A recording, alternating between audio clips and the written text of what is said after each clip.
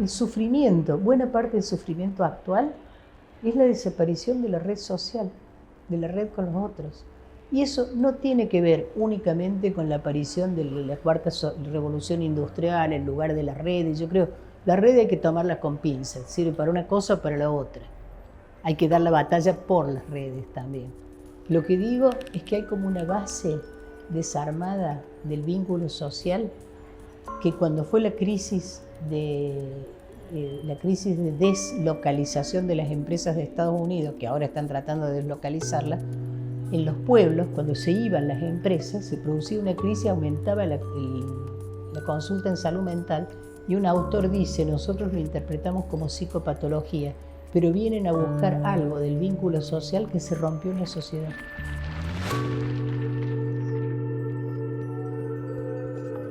Conversaciones urgentes. Diálogos sobre salud mental, cuidados y malestares actuales.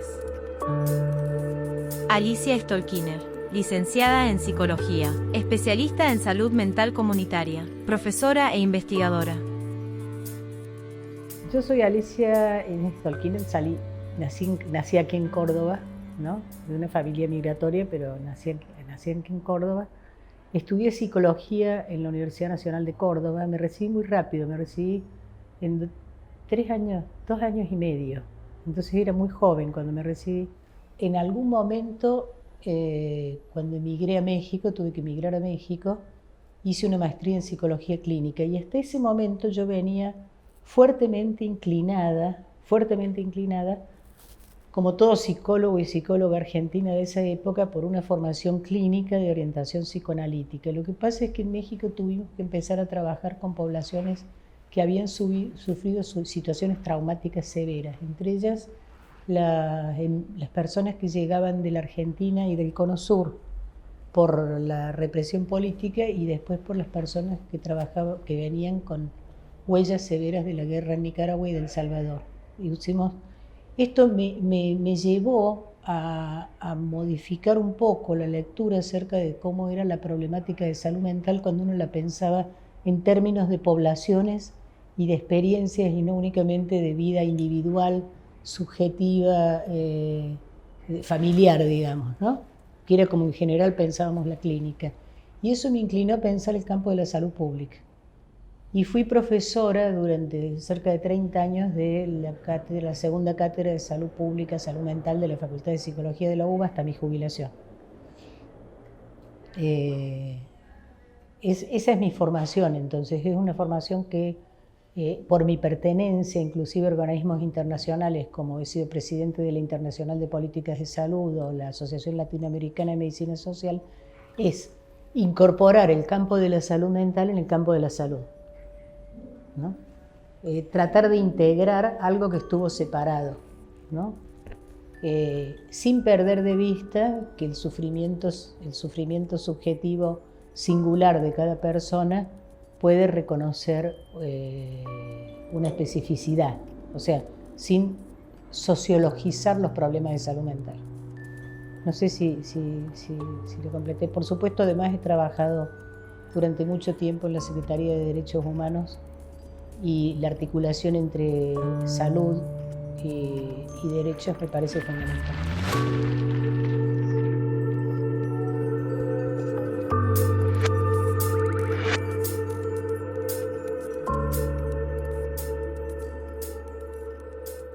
La Argentina no es una excepción con respecto a una problemática que estamos teniendo, por lo menos en Occidente, que es donde yo tengo información, ¿no?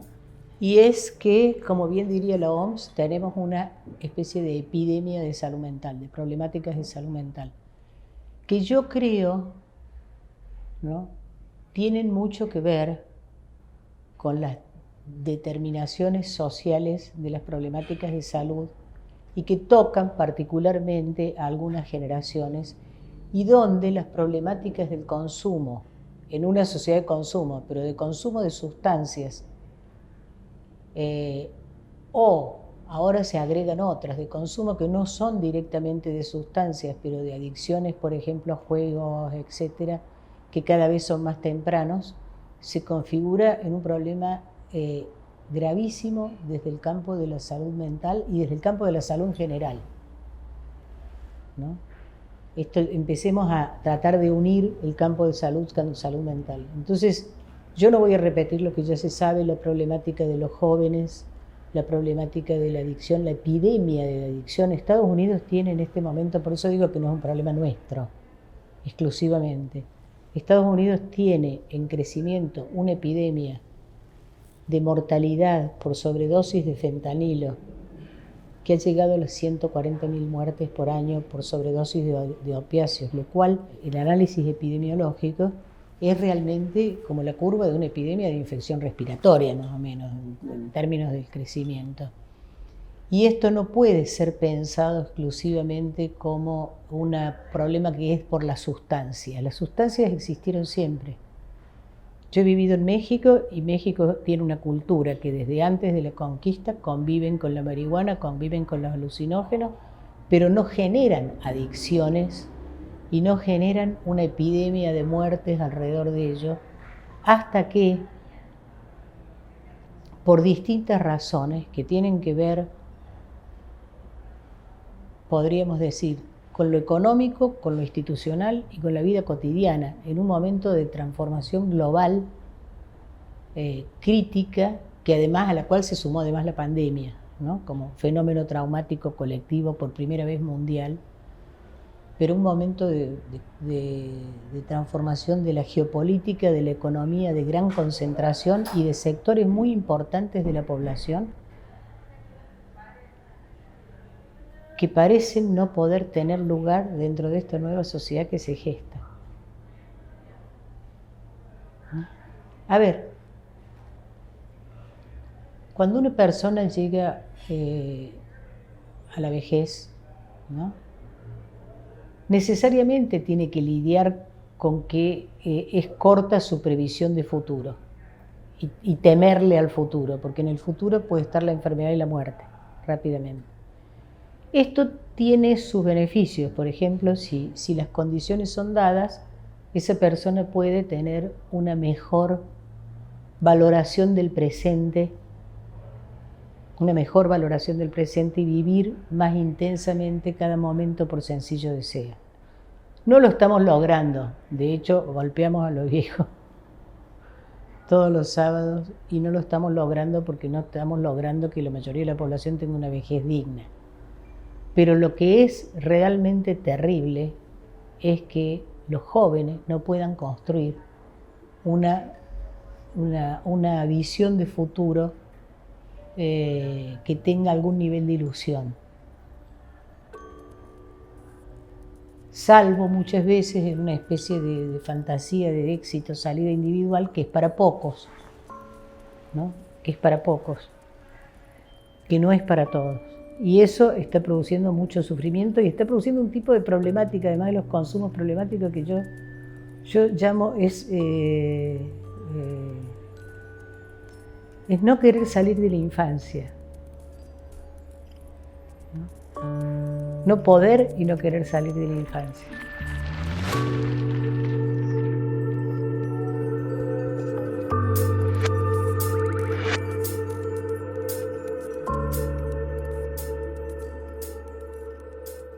Por cierto, por detrás de los consumos problemáticos tenemos esa impresionante división entre sustancias legales y sustancias ilegales, y tenemos un negocio internacional y una geopolítica que se juega alrededor de la cuestión de la ilegalidad, ¿no? Tanto México, que es un país que puede decir que ha tenido más muertes por la guerra contra el narcotráfico que por el consumo de sustancias.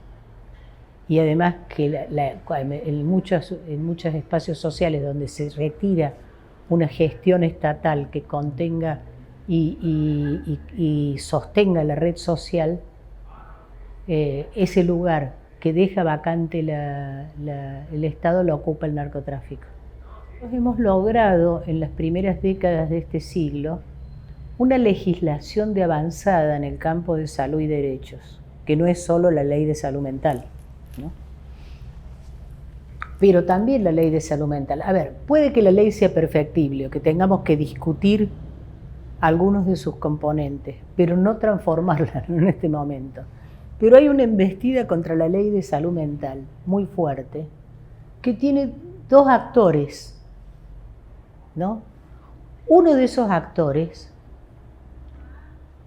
hay que escucharlo y acompañarlo, que son las madres que tienen, casi diría, con tal de salvar la vida de su hijo y frente al sufrimiento que es tener un hijo que derrapa en el consumo problemático y destruye su salud, su vida, sus vínculos, etc., casi pedirían que es mejor que lo encierren y lo obliguen, y critican a la ley cuando en realidad la ley contempla la internación involuntaria, primero. Y el problema más serio es que no tenemos los dispositivos comunitarios, sociales y en red con el Sistema General de Salud desarrollados lo suficientemente para dar respuesta a la problemática de consumo tal como se presenta. Y la anterior ha mostrado ser inservible. Quiero decir, no podemos tapar, es como esa historia de Holanda, tapar el dique con el dedo, ¿no? Tenemos que pensar una respuesta integral para estas problemáticas. La otra es la que intenta volver a la respuesta punitivista, ¿no es cierto? Ha sido todo un logro que la ley de salud mental y la problemática de los consumos se coloquen en el tema de la salud y no en el tema penal. Tuvimos largo tiempo que gastamos infinidad de dinero, porque hay que pensar el dinero que es una detención, una persona en la cárcel, el proceso judicial, etcétera, etcétera, infinidad de dinero en detener jóvenes por consumo. Y estamos agarrados de un hilo, ese hilo, porque la ley existe, lo que ese hilo es una acordada de la Corte Suprema que despenaliza el consumo. Pero volver a la cosa punitivista es volver a que mejor gastamos en armas para reprimir, nos hacemos una fiesta porque logramos detener el tráfico de 250 kilos de cocaína, que no es nada, dicho sea de paso, que no es nada, y logramos meter presos a los pequeños dealers, o logramos meter presos a los comerciantes menores, e inclusive logramos meter preso a algún mayor, pero no logramos cortar el circuito del capital y la geopolítica que produce la guerra contra las drogas desde que Nixon la inició en el año, creo que 1971, y que se ha gastado cientos de miles de millones de dólares para fracasar sistemáticamente porque cada vez es peor. Entonces quiere decir que si algo se invierte y fracasa, quiere decir que hay que pensarlo de otra manera. Hay que pensarlo de una manera integral que dé respuesta a la construcción de una posibilidad de vida que no requiera de una sustancia para ser sostenible.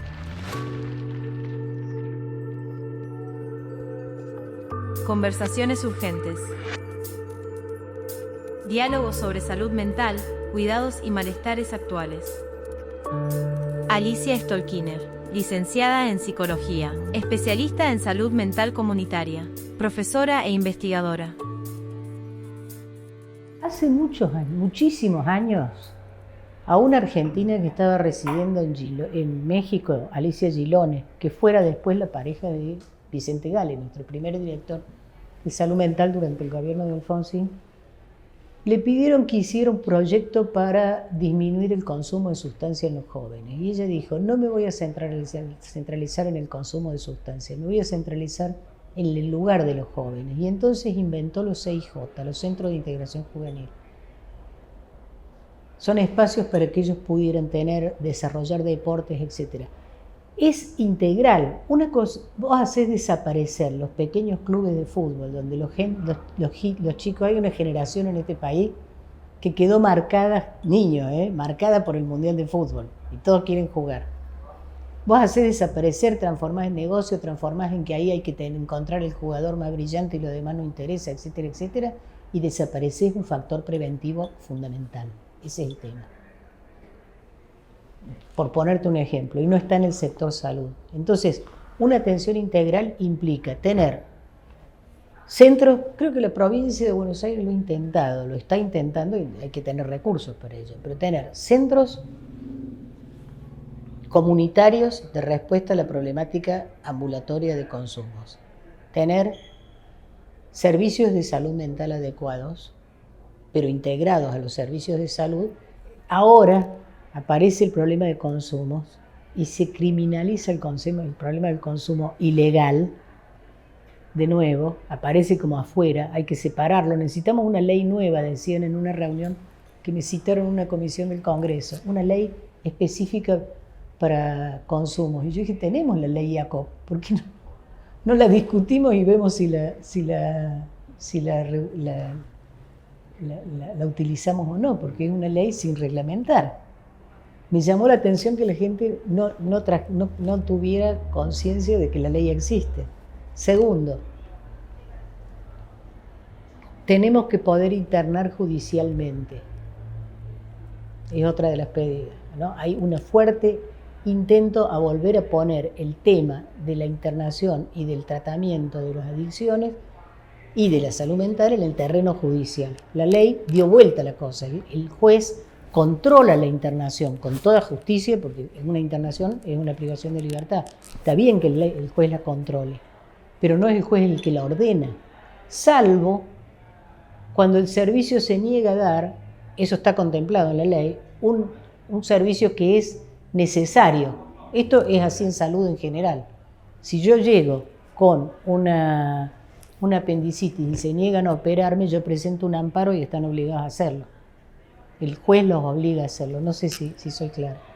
Entonces hay también un desconocimiento de la ley de salud mental fuertemente fomentado por los medios, que han dicho cualquier barbaridad, dicho sea de paso, como que la ley prohíbe internar, etcétera, etcétera, ¿no? Creo que nos debemos una discusión social y creo que nos debemos una responsabilidad de la sociedad que en realidad solo puede ser mediatizada por el Estado. No va a tener respuesta exclusivamente con brindar servicios de cobertura del sector público, porque se necesita mucho más, se necesita trabajo con la sociedad civil, se necesita trabajo con la comunidad, se necesita trabajo con las iglesias, se necesita trabajo con los clubes, se necesita trabajo territorial, fundamentalmente, con una idea de incorporación. Hay un proyecto que yo estuve revisando, que es muy interesante, que es discutir salud mental con los jóvenes de la secundaria. Ellos lo solicitaron. Esto es en provincia de Buenos Aires. Muy interesante, hay que escucharlos también. Desde que yo era estudiante, un libro de adolescencia tenía 4 capítulos sobre psicopatología. Y la mayoría dedicados a psicopatía, porque en ese momento el problema era el joven rebelde, digamos, ¿no? Ahora es el joven violento, el joven consumidor, el joven adicto.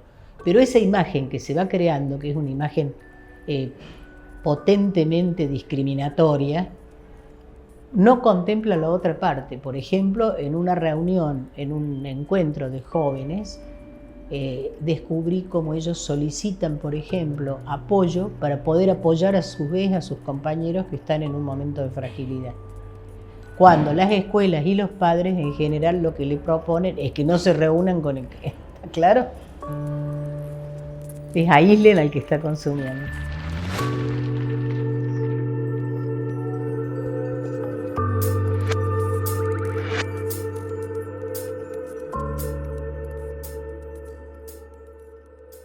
El desafío del equipo de trabajo es encontrar el valor en la tarea y para nosotros los que trabajamos en salud, no tener una lógica sacrificial.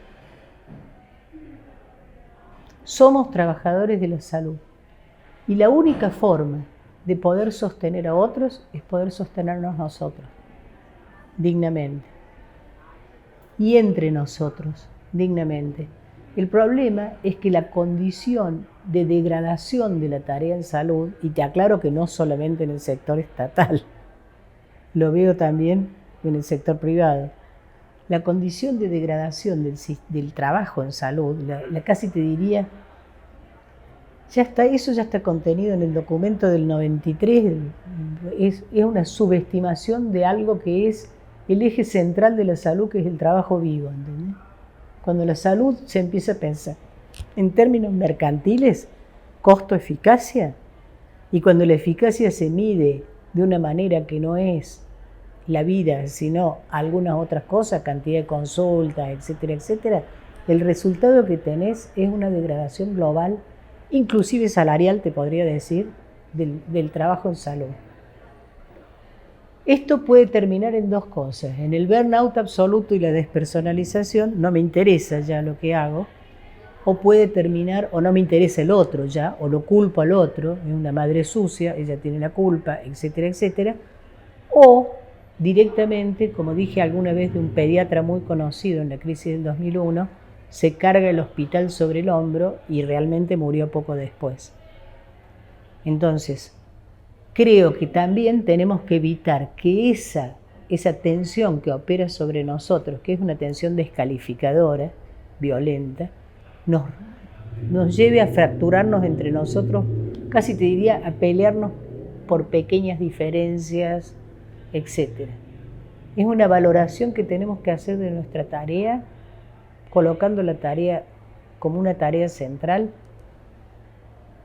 Hay una autora que lamentablemente no he anotado el nombre, no me acuerdo, que habla, dice, tenemos una ética del cuidado, pero no tenemos una épica del cuidado. Toda épica es una épica de la guerra, digamos, de los soldados, del combate, etcétera, ¿no? Bueno, ¿cómo construir una épica del cuidado que no esté mezclada con una épica de la guerra? Sino todo lo contrario. El secreto de eso es profundamente femenino. El secreto de eso es profundamente femenino. Es un secreto que tenemos que extraer mezclado con otras cosas de lo que puede traer el pensamiento de las mujeres y del género, tan vapuleado en este momento también a lo social y al trabajo en salud, ¿no? Trabajo en salud, trabajo vivo, digamos, ¿no? Más allá de que lo más rentable hoy es la maquinaria y el protocolo. Entonces, un autor belga me escribe, me manda su libro el otro día, que todavía no está traducido al español, él lo tradujo, pero no está publicado en español, que dice, se está tratando de desprofesionalizar la salud, de sacarle el valor profesional. Y creo que lo tercero es que salud mental no puede separarse de salud, tiene que estar incluida.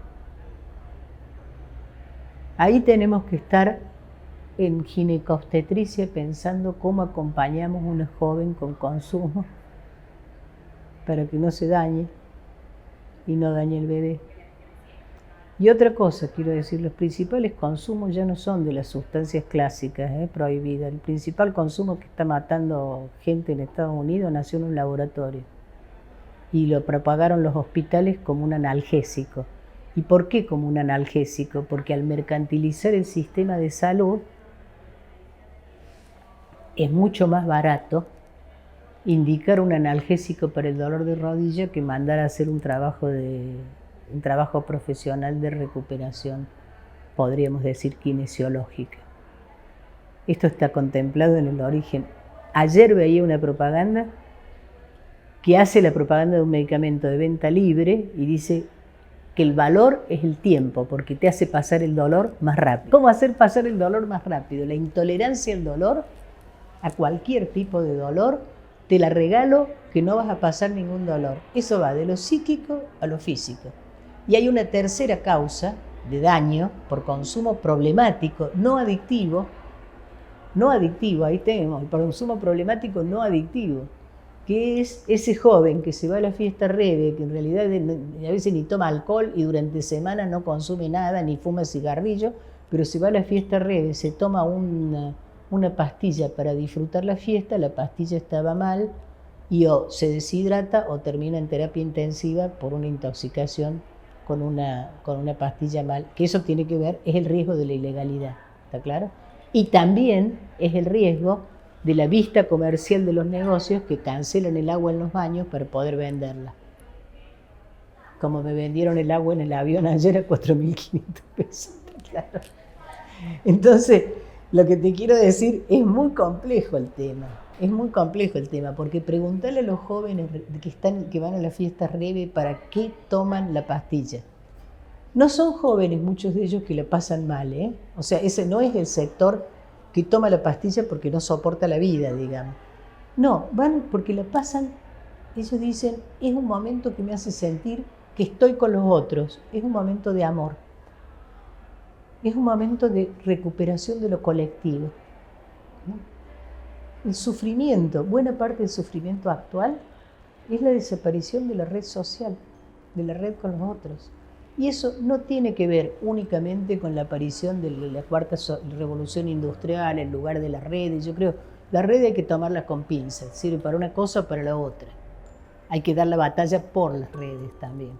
Lo que digo es que hay como una base desarmada del vínculo social que cuando fue la crisis de deslocalización de las empresas de Estados Unidos, que ahora están tratando de deslocalizarlas, en los pueblos, cuando se iban las empresas, se producía una crisis, aumentaba la consulta en salud mental, y un autor dice, nosotros lo interpretamos como psicopatología, pero vienen a buscar algo del vínculo social que se rompió en la sociedad.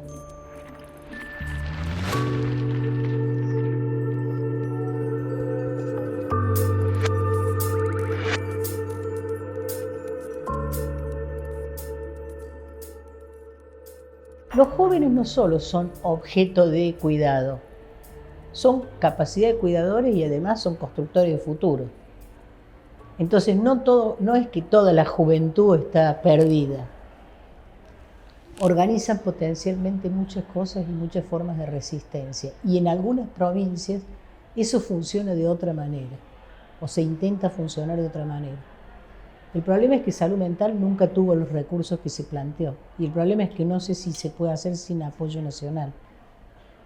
Pero yo pienso que nosotros tenemos todavía, y particularmente en algunos sectores urbanos, todavía tenemos la posibilidad de potenciar esa red y la veo continuamente reaparecer. Inclusive barrialmente, la organización barrial frente a la situación. Es como, el otro día lo dije, yo tengo la impresión de un montón de arroyos, ¿no? Arroyitos. En algún momento eso va a ser un río. Y esos arroyos son arroyos de defensa de la vida prácticamente. Y que no es lo que ves exactamente en la red social, es lo que ves en la vida cotidiana.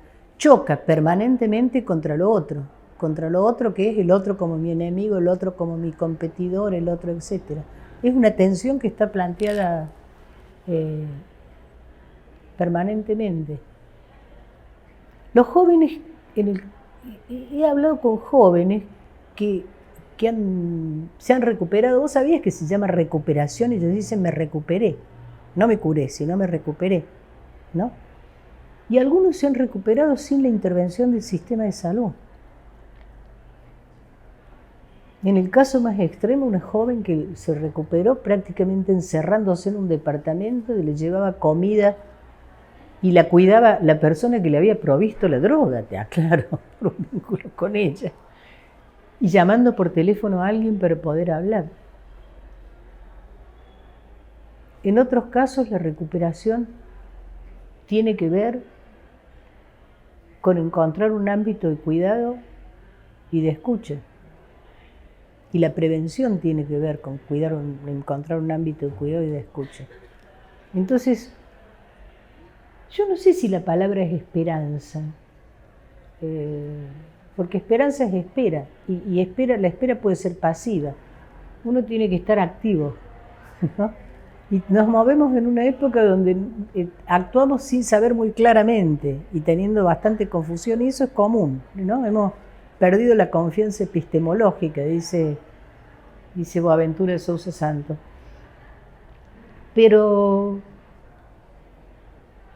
yo veo chispas, veo formas, veo, digamos, voluntades profesionales Y lo otro es un desmantelamiento. A mí la desaparición de la RISAM, por ejemplo, de las residencias interdisciplinarias de salud mental que nacieron con la vuelta a la democracia, que yo las vi nacer, el antecedente de ellas estuvo en la Escuela de Salud Pública, cuando tratamos de trabajar con los agentes de salud mental, con los residentes de salud mental, para que incorporaran los contenidos de salud pública. El desmantelamiento actual de la RISAM es un atentado contra la atención integral en salud y en salud mental. Yo siempre he dicho que el éxito de la salud mental es su extinción. Quiere decir, el éxito de la salud mental es que este componente que tenemos nosotros, que es comprender, poner en escena la dimensión subjetiva y el sufrimiento psíquico, esté contenido en todas las prácticas en salud y poner a su vez algo que nosotros hemos dejado eludido, muy eludido, que es el cuerpo en el proceso de sufrimiento psíquico. Esa es la integración, y poner en presencia también la sociedad, la familia, lo institucional, el ámbito en el cual esto sucede. No soy una persona que piense que vamos todo mal. Creo que esta sociedad tiene capacidad de resistencia, pero estamos casi te diría, en un proceso que nos excede. La Argentina está planteada en un proceso casi internacional que nos excede. De hecho, vamos a ver qué queda de la OMS con la retirada de Estados Unidos, ¿no? De hecho, vamos a ver qué queda del mundo que se armó en la posguerra, que es el que yo viví. Yo soy una nacida en la posguerra. Yo estoy viendo cómo se derrumba el mundo en el cual viví. Pero tengo la edad para presenciar eso y decir, bueno, la vida de una persona es breve, el tiempo histórico es mucho más largo. Preguntarle a los jóvenes si tienen la paciencia que puedo tener yo para darme cuenta que esto puede durar mucho tiempo. No lo tienen. No sé lo que quiero, pero lo quiero ahora, es una consigna que nació en la juventud, no nació de los grandes.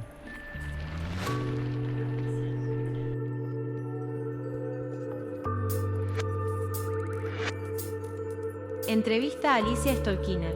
Primera entrega del ciclo de conversaciones urgentes. Diálogos sobre salud mental, cuidados y malestares actuales. Subsecretaría de Salud Mental y Adicciones de la Municipalidad de Córdoba.